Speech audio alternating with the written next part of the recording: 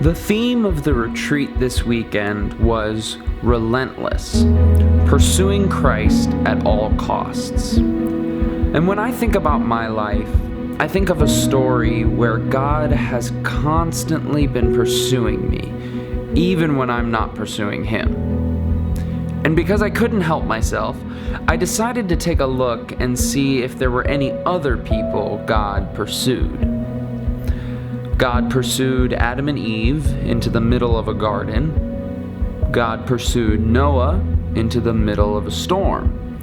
He pursued Samuel in the middle of the night and Silas in the middle of a prison.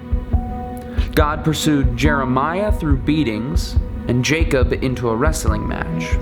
God pursued Abraham till he was old and Timothy even though he was young. He pursued the rich man in his wealth and the widow in her poverty. He pursued Paul to blindness and the blind man to sight.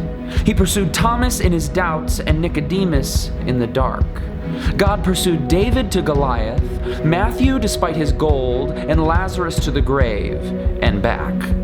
He pursued Mary in her brokenness, Martha in her homeliness, Sarah in her barrenness, and Leah in her loneliness. God pursued Samson in his strength, Moses onto the mountain, Solomon into a song, and God pursued Job even without joy. He pursued the Samaritan woman at the well, the Israelites into the wilderness, Hagar to the water, John the Baptist even though he was weird, Joshua in a war, Elijah in a whisper, and Jonah in a whale. God pursued Joseph in a famine, Naomi without a family, Daniel in a fast, his friends into a fire, and me without a faith. I'm not trying to put myself in company with these people, but if you look at every single one of them, God pursued them because He wanted to use them, and He did.